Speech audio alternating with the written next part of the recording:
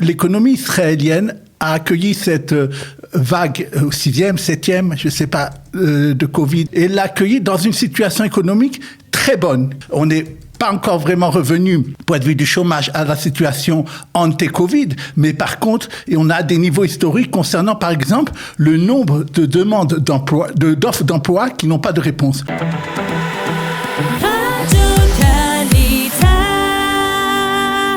Nous avons retrouvé le docteur Daniel Guggenheim qui, comme cela nous arrive à nous aussi chaque matin ou régulièrement, a été bloqué dans l'un des incontournables embouteillages qui animent la vie de Jérusalem, en particulier le matin entre 8h et 9h.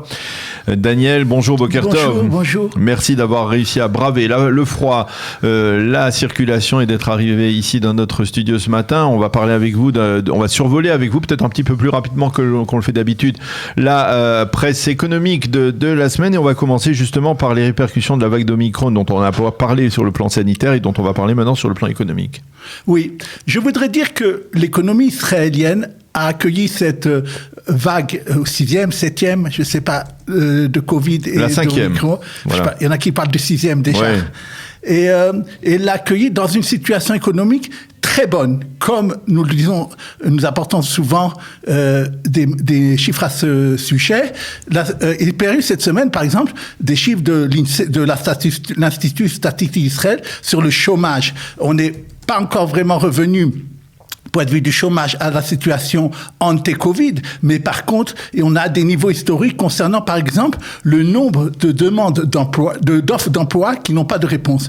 On est à 143 000. Ce n'est jamais arrivé. Pendant la plus forte période de crise du corona, on avait 10 réponses pour une annonce. Mm-hmm. Là, on a 1,9. C'est-à-dire que vraiment, il y a des métiers qui ont besoin de main-d'œuvre, en tout cas avant ça. Et donc, ça, c'est un point positif, avec, comme on l'a dit la semaine dernière aussi, une inflation modérée. Les chiffres sont sortis, c'est même moins 0,1%, alors que dans tous les autres pays surtout l'Amérique, on est presque jusqu'à 7% par an. Donc, c'est bien à ce niveau-là. Et la Banque d'Israël, d'ailleurs, l'a dit hier, le directeur de la Banque d'Israël a dit, il n'est pas question que je augmente les taux d'intérêt parce que l'inflation ici est maintenue, notamment par le shekel qui est fort. Maintenant, qu'est-ce qui est venu cette crise du corona, de Covid? Et pour l'instant, elle a d'abord, bien entendu, affecté le secteur du tourisme. Nous en avons parlé la semaine dernière longuement, et le gouvernement a finalement pris la décision de donner une aide ponctuelle de plusieurs dizaines de millions à ce secteur-là. Par exemple, les morés derrière les guides qui sont les plus touchés vont avoir le droit vont faire des tours qui seront gratuits pour les gens, et à eux, on leur donnera 1000 shekels de la part de l'État. Et donc, j'ai pas vraiment entendu. C'est une des choses directement sur ces gens-là, et aussi 1000 shekels par quoi? Tour, par tour touristique, oui. Donc c'est pas encore quelque chose qui peut leur permettre, mais c'est quelque chose qui leur fait leur métier, et bien entendu les aide à l'orientation professionnelle et à d'autres choses les concernant. Maintenant, il y a eu aussi, ils ont réservé 300 millions de shekels pour refaire une campagne publicitaire lorsque le tourisme sera de nouveau possible en Israël. Il veut pas arrêter les campagnes, et donc il pense que le tourisme va revenir à je vous rappelle qu'avant le corona, c'était 4,5 millions de personnes qui venaient ici, et maintenant on n'est plus pratiquement à zéro maintenant. On est à 200 000. Mais cette semaine, maintenant, à cause des nouvelles mesures, pratiquement Ben Gurion est de nouveau fermé. Et je voudrais dire d'ailleurs, alors on a commencé, les gens qui sont directement affectés maintenant, je parle maintenant la fermeture de Ben Gurion. D'abord, concernant les gens qui travaillent dans les compagnies d'aviation, et les compagnies d'aviation elles-mêmes ont maintenant des grands coûts économiques. Le chef de la Histadrut a envoyé une lettre au ministère des Finances disant « Je veux que tu trouves une solution provisoire concernant les salariés des agences, des compagnies de voyage, parce que eux, ils vont bientôt être mis à pied, puisqu'il y a beaucoup moins de vols, pratiquement tout est fermé à Ben Gurion. Dernière chose à ce sujet, et ça, je n'ai pas encore vu de solution, et j'espère qu'il y en aura.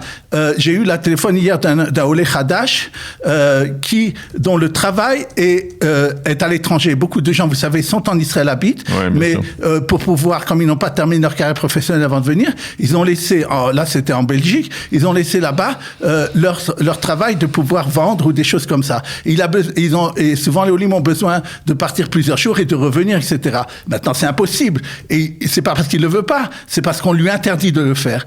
Alors, pour l'instant, je n'ai vu aucun dédommagement qui a été donné. Si vous vous rappelez, je sais pas si vous l'avez cité, mais une des choses qui est sortie hier du cabinet Corona, ça a été de dire, de ministère des Finances et autres, nous ne voulons aucune entrainte concernant le nombre, pour l'instant, le nombre de gens qui peuvent se rassembler ou autre chose, parce que nous ne voulons pas donner de dédommagement. Donc, pour l'instant, c'est pas bon signe par rapport à tous ces gens-là qui sont entre deux chaises, on pourrait dire. Alors, on va parler maintenant des manières de se faire indemniser pour les dégâts causés par cette fameuse tempête Carmel qui a déferlé sur Israël au cours des derniers jours. Ça s'est calmé. Il y a eu quelques dégâts considérables. Alors, vous allez nous dire comment on peut être dédommagé si on a été victime de ce dégât. Oui, en dehors des pluies qui heureusement sont tombées, on en manquait, il y a comme souvent des dégâts collatéraux. Et je voudrais dire aux gens il y a peut-être des gens qui ont eu leur voiture abîmée. Alors, dans le cas de la voiture, pardon, d'abord, si quelqu'un a ce qu'on appelle bitoire makif, c'est-à-dire qu'il a une assurance qui couvre tout, normalement, l'assurance devrait lui couvrir si, par exemple, un arbre lui est tombé dessus ou je ne sais pas, quelque chose comme ça, et donc ça devrait être couvert. Pour ce qui concerne les habitations ou les bureaux, il faut voir si l'assurance qui a été contractée couvre ce genre de dégâts. Souvent, les assurances diront que non. Il faut peut-être demander à son assureur et si ça marche pas à son avocat.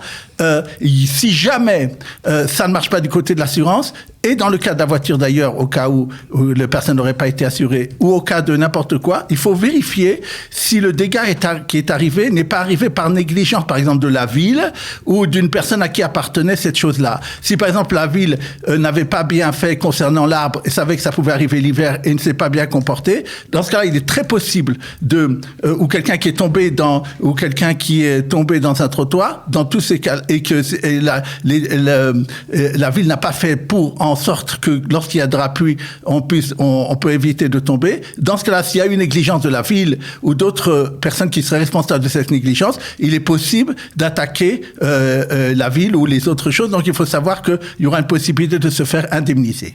Alors ça, c'est important de le mentionner. Je voudrais qu'on parle aussi des plaintes répétées. Ça, c'est pas la première fois que ça arrive, de factures gonflées de la part de Giron, qui est la compagnie d'eau de Jérusalem. Expliquez-nous de quoi il s'agit. Oui, je ne sais pas si c'est la première fois qu'il arrive, mais en tout cas, le titre que j'ai vu dans MyNet Jérusalem a été une plaie qu'on n'a jamais vue. Ouais. C'est-à-dire qu'il s'agit de beaucoup de quartiers Jérusalem, du nord au sud, de l'est à l'ouest, Gilo, Har-Nof, Pisgat Ze'ev, Neve Yaakov, enfin tous les quartiers périphériques un peu aussi, mais aussi dans la ville aussi, Bet HaKerem et autres, qui se plaignent d'avoir des factures d'eau concernant ce qu'on appelle tzricha meshutefet, pas de soi-même, mais de ce qui appartient à l'immeuble. Ça veut dire souvent, ça peut être des jardins, mais c'est pas seulement ça.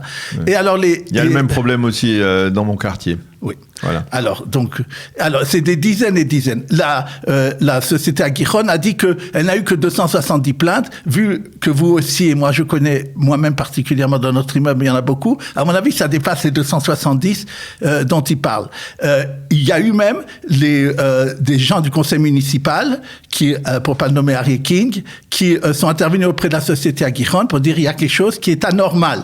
Il y a des gens qui disent c'est faux. D'abord, nous on n'a jamais eu de tzricha meshutefet, c'est-à-dire on n'a pas de jardin, on n'a pas de choses. On a vérifié que la montre qui indique s'il y a quelque chose qui se passe, ça bouge pas. Alors comment ça peut augmenter de 500% s'il n'y a pas d'eau qui coule?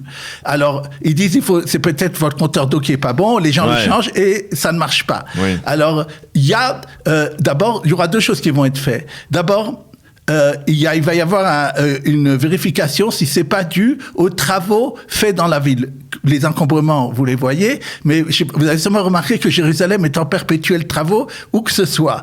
Et peut-être les travaux qui font surtout souterrain cassent des canalisations d'eau et entraînent des problèmes chez Agiron. C'est une des possibilités qui a été dit. Une autre chose qui va être faite, à l'initiative justement des personnels de la mairie, la société Agiron va se rendre dans chaque quartier pour voir les résidents et voir avec eux quel est le problème, si c'est le problème chez Agiron ou chez eux, parce que le problème, c'est que les factures sont d'abord prises, et même les gens, des fois, réparent, et ça reste, alors Agiron ne paye pas ce qui avait été consommé en plus, donc il faut que c'est un problème qui est apparemment très important, et on espère qu'avec et les conseils municipaux et les gens, ils trouveront une solution. Dernière chose qui est très bien que j'ai vue, peut-être qui fera bouger les choses, c'est qu'il y a un avocat qui a décidé de ce qu'on appelle Tvia Yisugit, de représenter tout le monde et de faire une plainte en montrant que ce n'est pas possible d'avoir des factures comme ça.